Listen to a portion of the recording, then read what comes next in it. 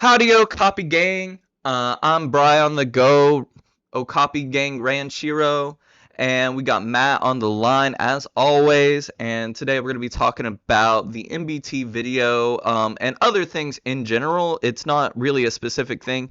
We're mostly in agreement, as Matt has pointed out, that we shouldn't, Elestrals really shouldn't be aiming to be top 10.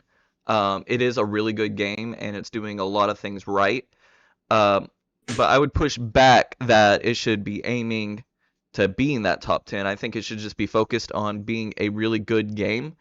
And that does involve LGSs, but I think it's a lot more complicated than that. And the first thing that I wanted to bring up while we're talking about this is MetaZoo. Um, Matt, what was your experience with MetaZoo, and how are you doing today? I'm always doing good. But my experience with MetaZoo was we talked about it one time. Uh, After that, we never talked about it again. And I never even considered purchasing or playing it. I never really had any engagement with the game at all, mainly because I didn't want to sink money into things that other people around me weren't playing to begin with. And also, it seemed to me that what's the point of picking up MetaZoo and learning an entirely different card game that I have to sink money into whenever I've already sunk money into all these other products that I already know how to play and people around me are playing. That was my Yeah. experience with it. Okay, so MetaZoo launched the month that COVID really started, and I'd been following MetaZoo since before its Kickstarter even launched. And basically, it was a Sugimori-inspired cryptid card game that was playing on both tropes from cryptids and popular media like X-Files that showed the secret side of society. And it was a very cute game. The style was really top notch. The inspiration was really cool. And it took off really fast, especially because it launched at the exact perfect time. And it happened a couple months before elestrals. And the reason that I think MetaZoo is so important to bring up to elestrals is one thing, they launched about the same time and about the same way, but they handled their games completely differently. And then the other thing is that the experience of MetaZoo is also affecting LGS's um, their their desire to jump in on new games.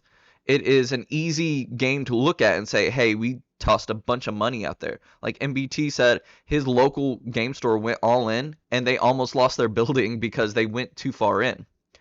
And the biggest difference between Elestrals and MetaZoo is how they are handling their community.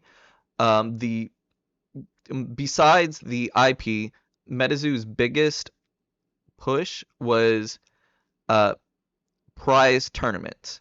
They really wanted to focus on, hey, you will get payout for your tournaments. And there were also a lot of merchandising going on with MetaZoo. There were a lot of crossovers. There was a lot of affiliations. Um, and that's what MetaZoo's focus was on. Elestral's focus has always been on establishing a community and building up, having transparency with the community on, like, even when there's delays. How many videos have there been of, well, it's delayed again, but that's because we're still trying to get the quality to the level we want it. Um, it's not it's not based on, hey, let's make a bunch of merchandise, let's make the Loveland Frogman on everything that you can own. Hey, let's promise these big cash payouts to tournaments, which, by the way, a lot of those tournament winners didn't get their cash payout. Um, it's based on the Yeah, with what community, and money? yeah, that's bad. Like, and there's a lot of shady things with MetaZoo, like um multi-year product delays. Like, you pay for a product and then a year later you still haven't heard what's going on with it. You never get it. They did a fan art contest that I entered in. It took them more than a year to announce the winners, and then people paid for the packs. It looks like they're probably not going to get those packs anymore. And then they just quietly closed up shop. My personal experience with MetaZoo, I was super into it for a while. I was playing it. I was doing a lot of art for it. And then, like, the creator was just really rude a couple times. Like, when he replied to me in Discord, I was like, look, I don't want to be in a game where that's top down. And I've had the complete opposite experience in elestrals, you know? Everybody will look at the art and go, man, that's so cool, even if that's not super their side of it. And the transparency is super high there, you know? In elestrals, it's, hey, look, we're doing things right. It's kind of expensive. I get it. Uh, and we're having delays. I get that. And but our goal is to have a world tournament by the end of the year. We are looking for paper tournaments, but we want to do it the right way. We don't want to rush it.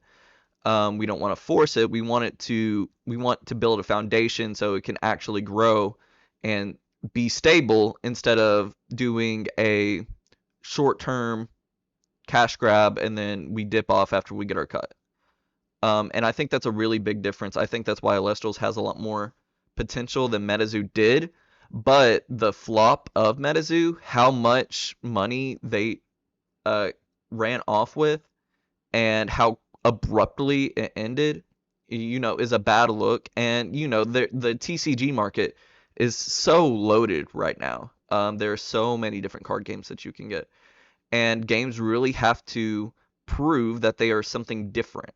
And I think the way that Elestrals needs to prove it's different is being the game that TCG players want, not the game that people that love the IPs want. I just talked a lot. What are you thinking? Yeah, I think that aligns still with a lot of what MBT was saying in his video when discussing the idea that Elestrals could potentially be one of the big three in the future. Um, I don't even think Dan cares about that.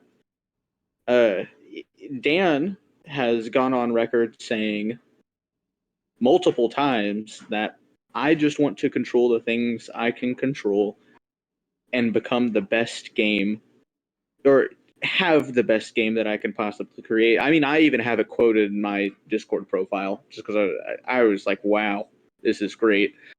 But also, I agree with that logic. I agree with the MBT's discussion over this topic.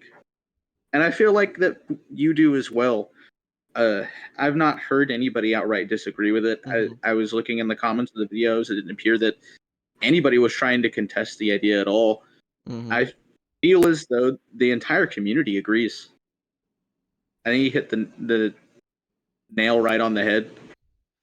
Yeah, and I agree with other things. Like, it's so cool that Ambrosia's good. And like I said before we started recording, Ask Rabbit being a 2-5 was like changing that from a 2-4 to 2-5 was such a big difference. I feel like that was a mistake. Um, and I don't know what it looks like going forward with that card. But 5 was the magic number, and I feel like they could have known that that was going to be an issue. Um, but the next thing I wanted to talk about is tangibly, what does it look like to move from being a digital app game that people are playing online? It started out as a TTS game. There are physical cards on hand, but there's not a lot of people playing it clumped together, so they're not going to be able to just drive together and play locals. How do you Absolutely. go from that to being a game that people can go play locals and be a game that people would rather play at locals than any of the other tier 2 card games?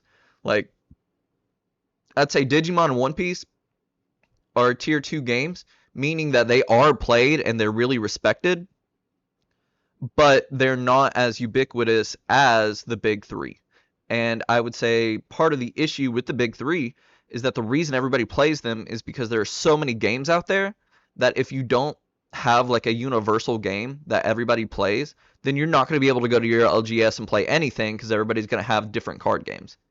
I think that's the main reason people play Magic, actually. Like, my experience playing Magic lately has been everybody's power levels are completely different when you're playing Commander. So one person runs Yeah. away with the game, and it's about can you stop them, and then if you do stop them, then it's just the next person that pops off wins. Um, and that's not that fun. Drafting Magic is also really complex now. I've been drafting Arena some, and the new sets just have so many mechanics, and the cards don't do what they say. Like, you have to, like, I saw a spoiler today for a card that said each player gets X rad counters, and it doesn't explain what a rad counter is. So I have no idea what that card does. Um, and then when you're on MTG, or when you're on Arena, you'll hover over the card and then it'll have a pop-up explaining all the keywords. So you're basically having to read twice as much to actually know what the card does. Um, I Very think that true. the real reason people play Magic, though, is that everybody plays it, so it's a game that you can talk about with people. It's a game you can find people playing. And I think that's just compounded over the years because everybody has Magic cards, everybody can play that game. Um, Funnily enough, I was talking to July about that just the other day. mhm, Me and him both have stopped playing Magic the Gathering completely. A big part of the reason why for me was just the format that people have been enjoying the most. Most people are playing Commander. mhm. So for me as a modern player, I can't just walk into an LGS and go, okay, who wants to whip out a modern deck? Because that's not the format people are playing. Yeah, and Like, that's an issue with MTG now. yep, If you don't play Commander, do you play MTG? no, you don't. Uh, Like on they top, have modern tournaments where I'm at once a month.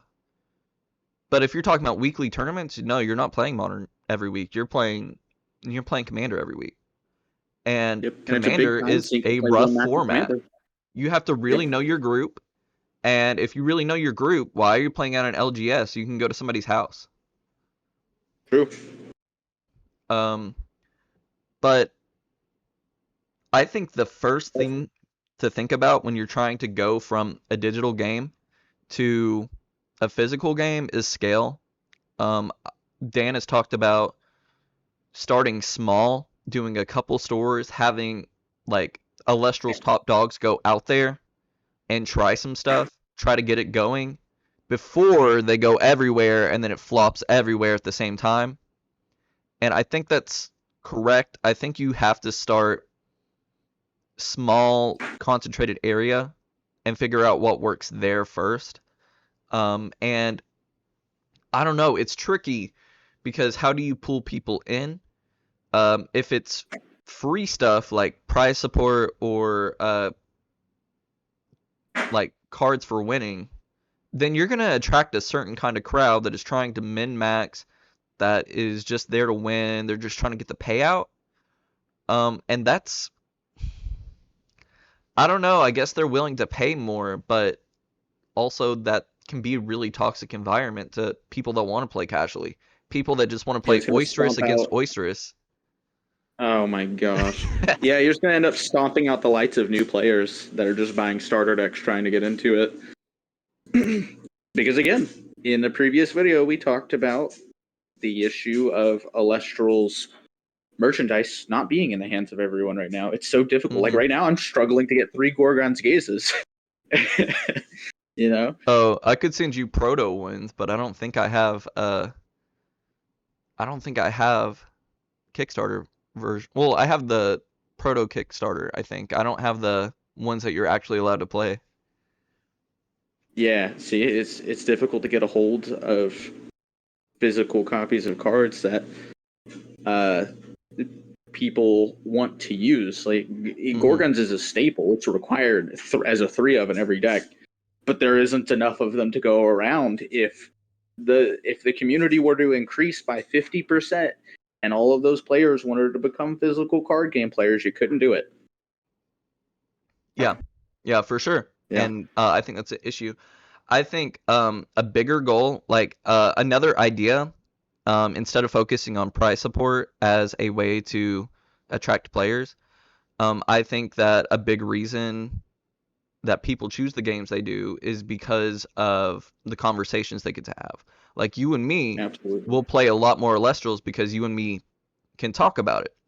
I'll play a lot more Sentinels in the multiverse than I would have in a vacuum because I can talk to Caleb about it. Um, Absolutely. and that's another thing that you need to consider. A lot of Commander players like playing Commander because they get the stories from Commander. They get to Oh, talk about it every absolutely. time. That's another draw. Like think about D&D. It's if you mention D&D to a D&D person, like a in deep person, they're gonna want to tell you about their character, how their campaign's going, what they're doing, their build, crazy stuff that happened recently in their game. And I think that the conversation is the thing that builds excitement and also keeps people invested because they want to stay a part of the conversation. And I think Let's Alestrals is kind of built, I think it is a game that is built to go into that slot with how much it is social media focused, with how much it's absolutely. YouTube focused. And I think that that could be an angle that they could really play on is uh, we have the videos that guide the conversations people are having, and then people could have those conversations at their LGS. That's something that you can't get for a lot of the smaller games. Like Digimon, they'll Absolutely. talk about power creep, they'll talk about the new cards. Um, I'm in a Discord where they're always just trying to find people to play with, but they're not having conversations about, well, what do you want for the next set? What Greek myths do you want? How do you think what do you like this conversation? What do you think the game needs to take off when it's not an established IP and it's not just going to be in big stores because it's a big company? Absolutely. So let's refocus the conversation back to the central point of this video.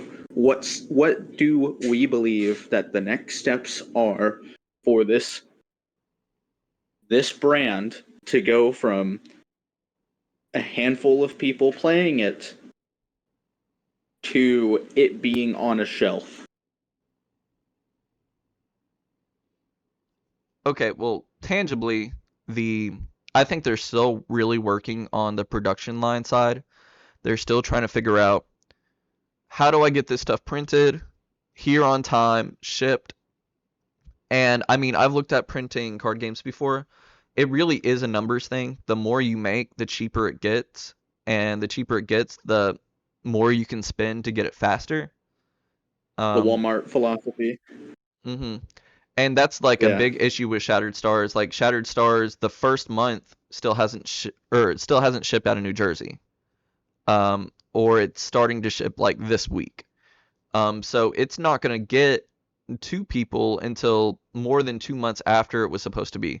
And for a new product that the the pitch of it is that it's a monthly subscription, if you're 2 months behind and you might have more delays, that's not a good look. But it's a small company, so maybe they're just figuring it out. Um, Oh, definitely. mhm, Definitely. There's no way they're not just running into or there's no way they're not just running into these issues because it's the first time they're mhm. doing it. And Dan has also talked about things like that I would have never thought of, like the safety inspections. Every single product has to go through safety inspection, and when they changed Yep. manufacturers, they had to go through all of that again, and it's really expensive. Uh, like every plushie has to be sent separately, and it's like $1,000 to get it tested.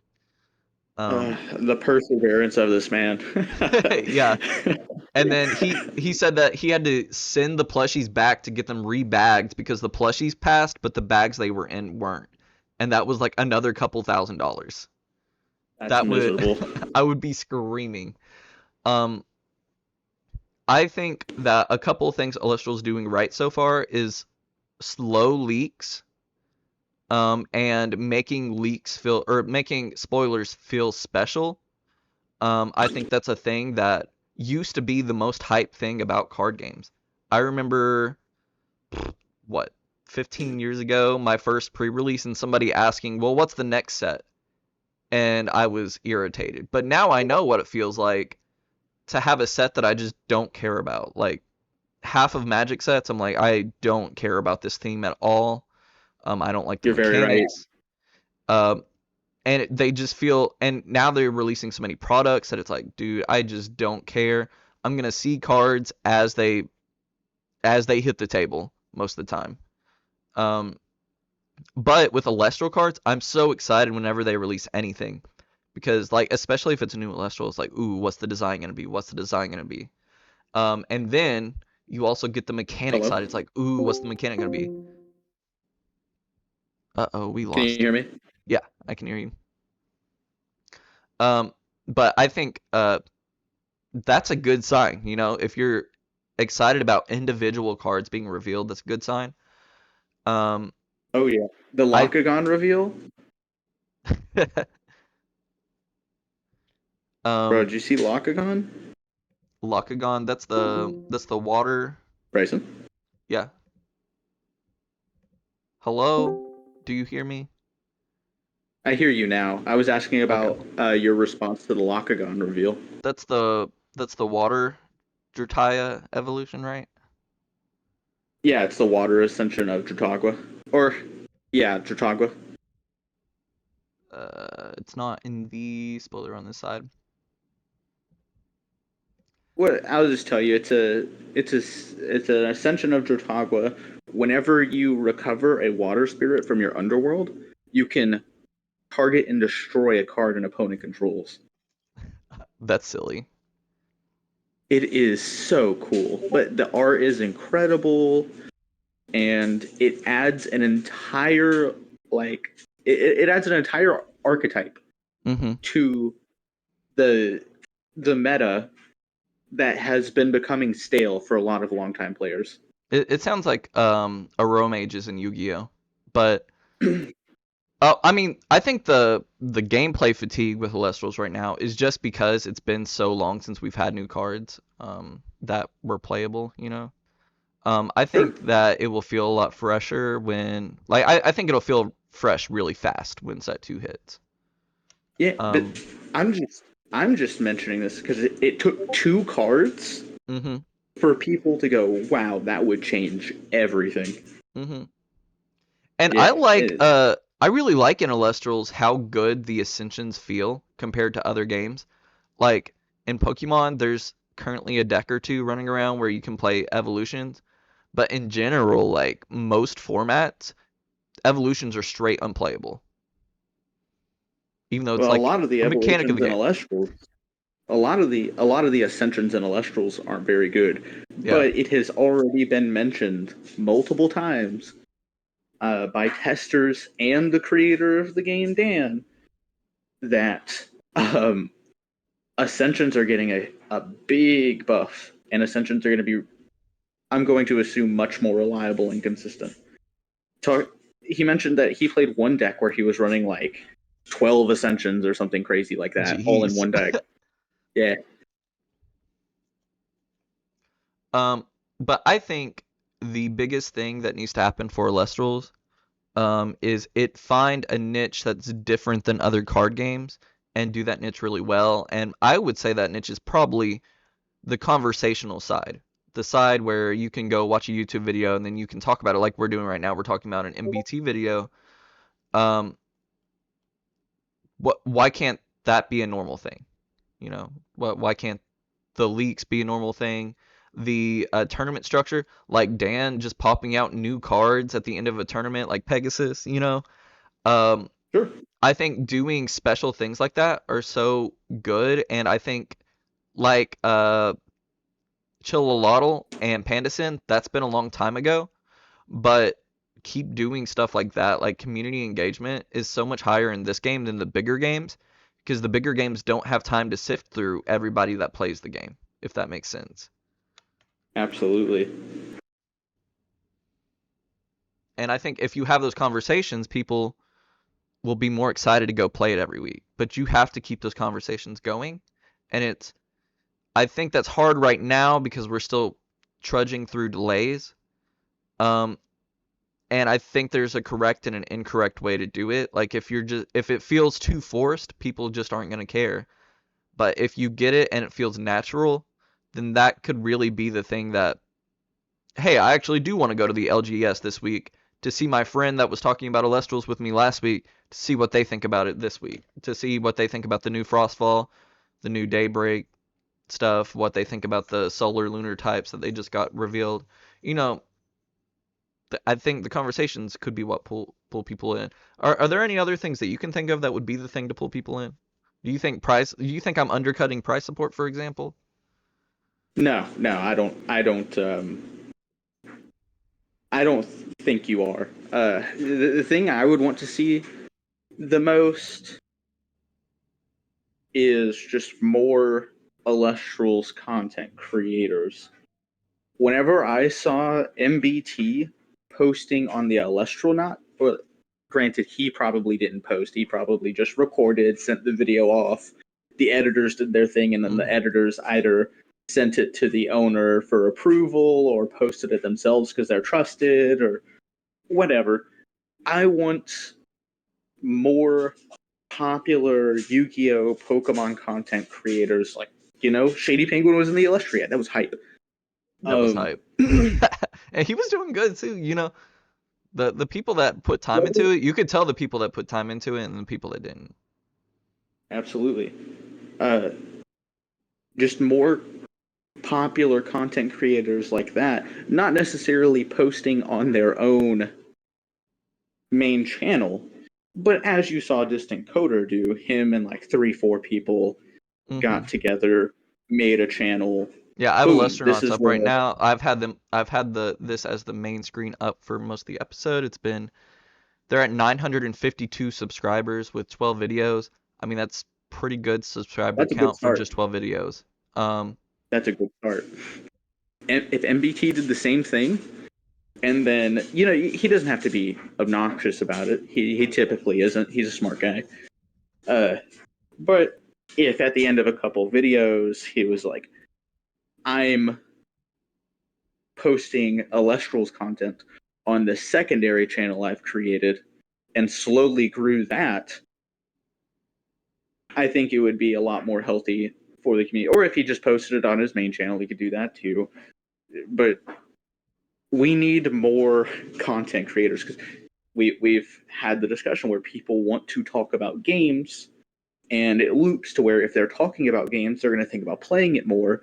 If they're watching content about the games, they're going to want to talk about it more. If they're talking about it more, they're going to play it more.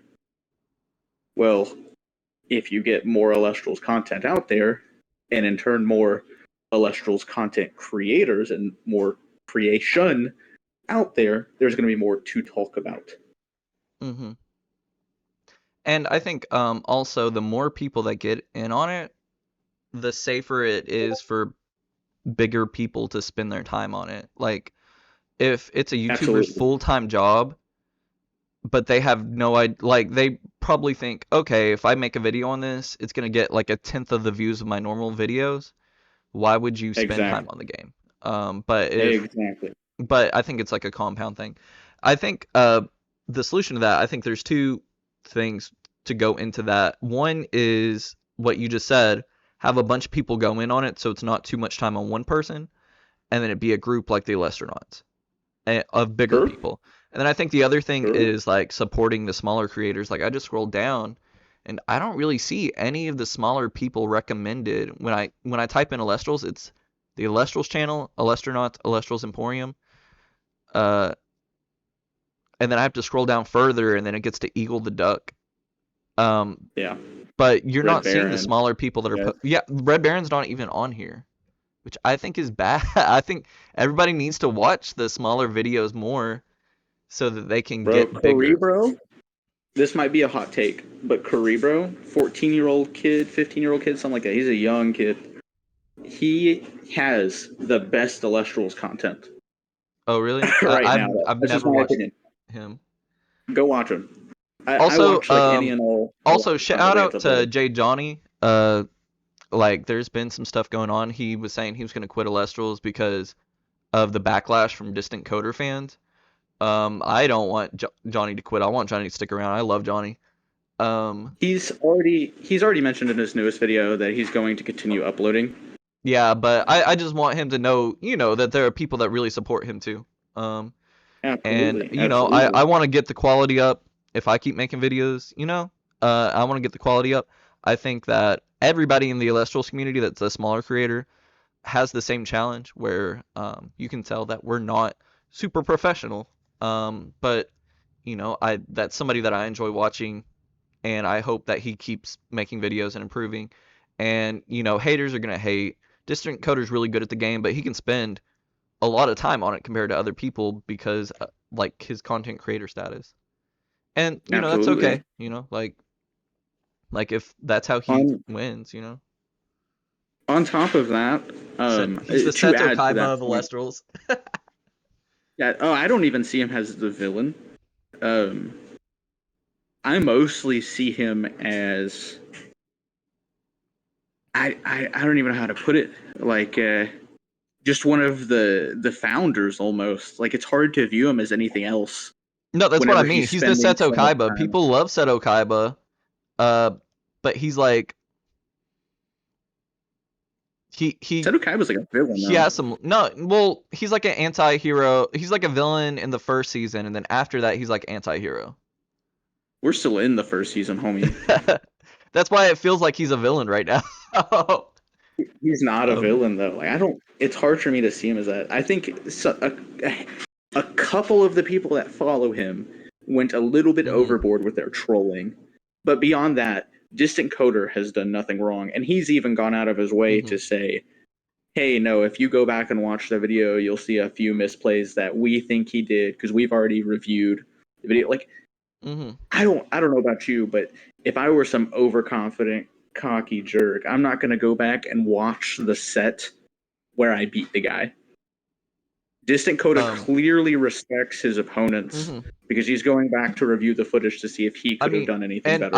I've watched Distant Coder for years. Like he is one of the people that I've been Yeah, watching. I remember when he got banned from Yu-Gi-Oh, and I was like, "Oh my God, are you serious?" that's ridiculous. Yeah, it's And ridiculous. honestly, I'm glad that happened now because now we have like I think he's probably the most prominent Elestrals player because he's won multiple tournaments and he's already been a YouTuber.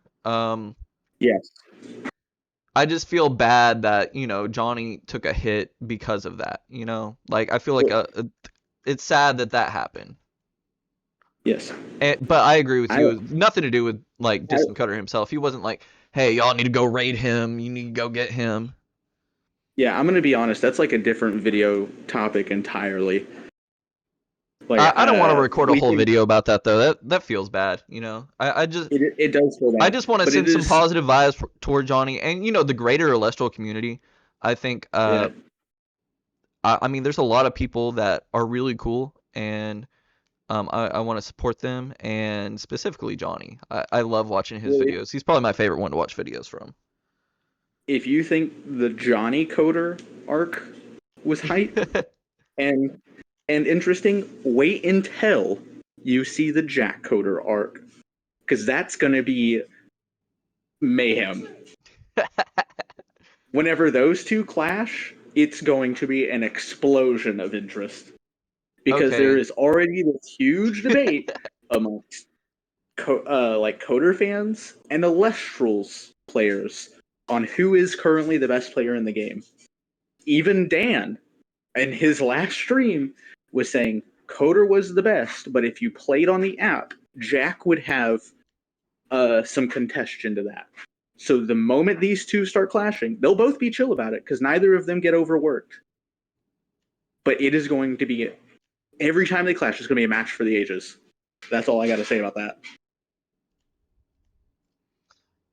So let's go into final thoughts. Got a couple more minutes before I gotta head out. Um, Okay.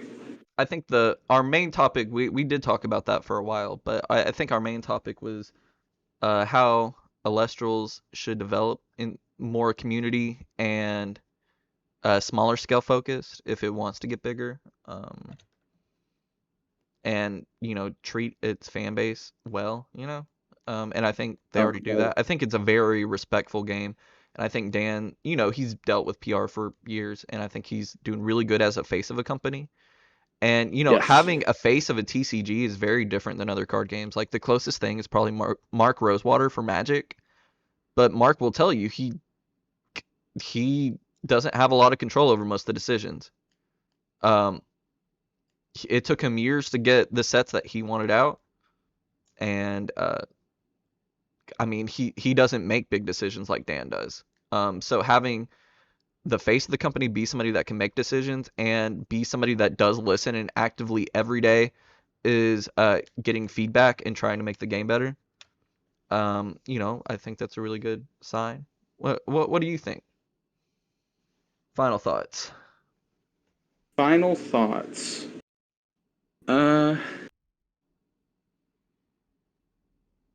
Give me one moment. I had a fully functional thought, but then as I was listening to you and agreeing with you, it kind of floated away from my head.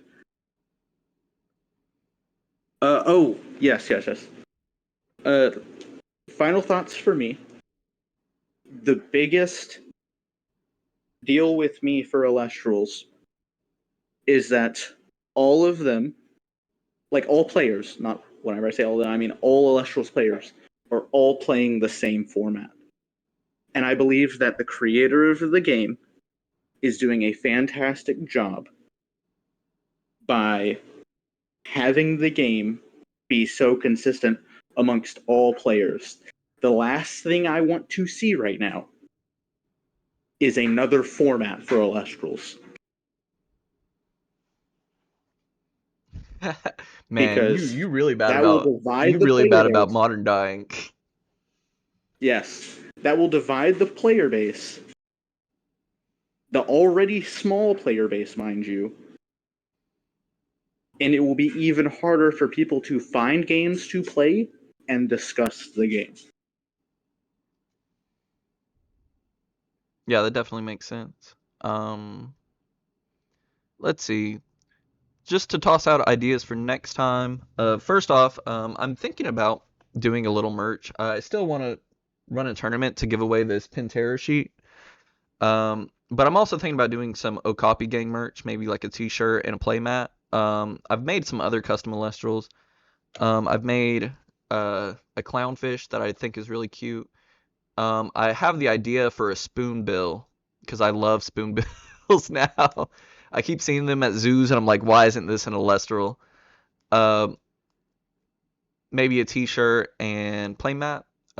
People need to let me know if they're interested because I'm not gonna put time into that if nobody wants it. Um, and then also, this is a episode. It's looking like it's gonna be 45, 50 minutes, something like that. Um, the episode that is currently available now that I just posted is a lot more edited, and it's like 10 minutes. So I'm kind of gonna see how the videos do to kind of get a room check on how long videos should be, how edited they should be. Um, because if it's well, we should do a 10-minute episode and just edit it more compared to do an hour long less editing. That's I want to cater to what's going to be working. And then next time we can talk about I guess we can talk more about the spoilers. We need to look more at the spoilers, say what we want to be playing, look at cards that we think are cool. We can look design wise and playstyle wise. We can look competitive and just for fun. Um, let's Are we still see. recording? We're still recording? Yeah, we're still recording. I'm yeah. Okay. So I think that's what we can talk about next time. Well, I already said last thoughts. Those are my last thoughts. Anything else you want to say before we head out? No, I have no further contribution. Okay. Well, thank y'all, Okapi Gang, for listening to another banter. Okapi Gang is strong. Okapi Gang is smart. Okapi Gang is beautiful. And from me, Bry, and Matt, we are saying thank you. Thank you so much for listening to Okapi Gang with your time. And you have a great day.